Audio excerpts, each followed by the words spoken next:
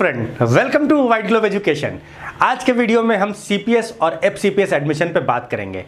MBBS के बाद PG में हमारे पास तीन तरह के ऑप्शन होते हैं।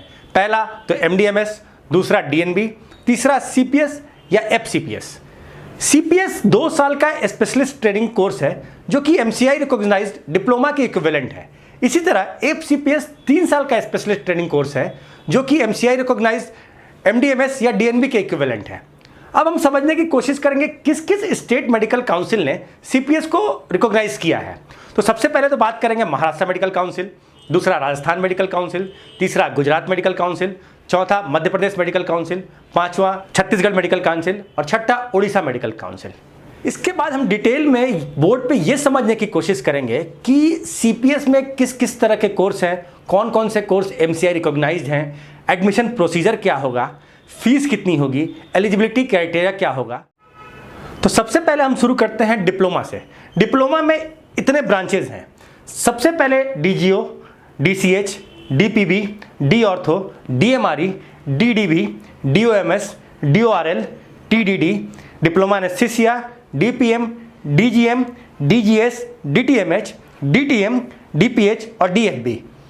इसमें जो 3 ब्रांचेज हैं डीजीओ, डीसीएच और डीपीबी, ये तीनों ब्रांच एमसीआई रिकॉग्नाइज। इसी तरह एफसीपीएस में कौन कौन से ब्रांचेज हैं वो हम समझने की कोशिश करते हैं।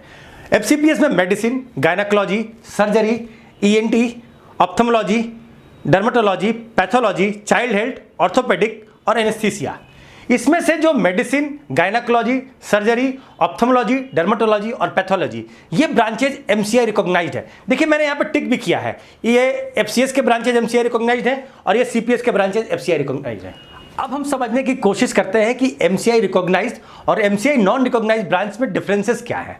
तो जो ब्रांचेज एमसीआई रिकॉग्नाइज्ड है उसको करने के बाद आप देश में कहीं भी प्रैक्टिस कर सकते हैं, लेकिन जो ब्रांच एमसीआई नॉन रिकॉग्नाइज्ड है उसको करने के बाद आप सिर्फ उसी स्टेट में प्रैक्टिस कर सकते हैं जिस स्टेट से आपने वो कोर्स किया है। अब हम बात करते हैं कि इस साल सीपीएस का एडमिशन प्रोसीजर कैसा रहेगा। तो एडमिशन प्रोसीजर इस बार भी ऑनलाइन ही होगा।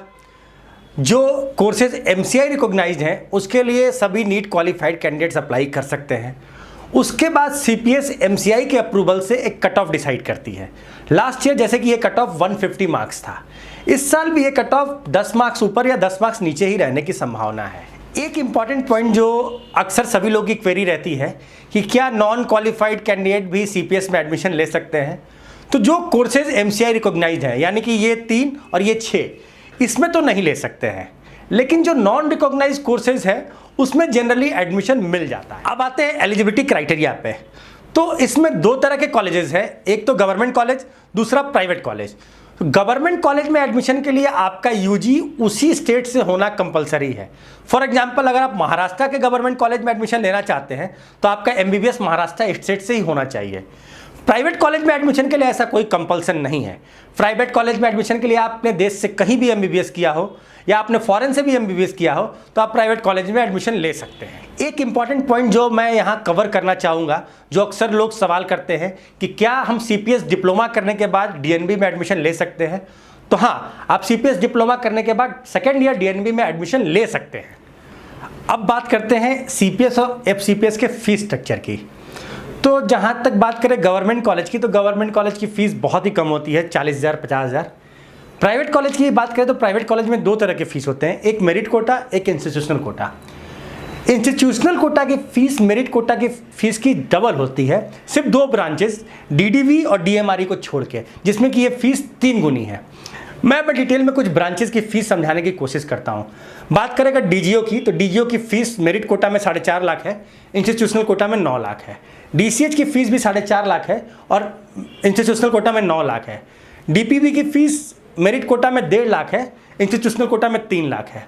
ऑर्थोपेडिक की फ़ीस 1.5 लाख है, इंस्टीट्यूशनल कोटा में 3 लाख है। डीडीबी की फ़ीस जो है वो 4.5 लाख है और यही फ़ीस इंस्टीट्यूशनल कोटा में 13.5 लाख है। डिटेल में कुछ ब्रांचेस की फ़ीस मैंने यहाँ लिखी है जो आप समझ सकते हैं। अब हम बात करते हैं एफसीपीएस की फ़ीस की। तो एफसीपीएस में जो फीस है मेरिट कोटा की वो 6.5 लाख रुपए है। यही फीस इंस्टीट्यूशनल कोटा में 2 ब्रांचेस डर्मेटोलॉजी और मेडिसिन की फीस 19.5 लाख है और बाकी ब्रांचेज में ये फीस 2 गुनी यानी कि 13 लाख रुपए है। आप डिटेल में देख सकते हैं, कुछ ब्रांचेस की फीस मैंने यहाँ लिखी है। एग्जाम्पल है मेडिसिन की बात करते हैं तो मेडिसिन में मेरिट कोटा की फीस 6.5 लाख है, लेकिन इंस्टीट्यूशनल कोटा में यही फीस 3 गुनी यानी कि 19.5 लाख है। गायनाकोलॉजी की बात करें तो गायनाकोलॉजी में ये फीस 6.5 लाख है, लेकिन इंस्टीट्यूशनल कोटा में ये फीस डबल है यानी कि 13 लाख रुपए। सीपीएस और एफसीपीएस की ब्रांच वाइज फीस जानने के लिए आप हमारे कमेंट सेक्शन में कमेंट कर सकते हैं, हम डिटेल फीस आपको मेल कर देंगे। इस वीडियो में मैंने सीपीएस के रिलेटेड सारे पॉइंट कवर करने की कोशिश की है। इसके बाद भी आपकी कोई क्वेरी हो तो आप सीधा हमारे हेल्पलाइन नंबर पर फ़ोन कर सकते हैं। इसी तरह NEET, UG, PG, CPS, DNB से रिलेटेड वीडियोस देखने के लिए हमारे चैनल को लाइक, शेयर और सब्सक्राइब करें।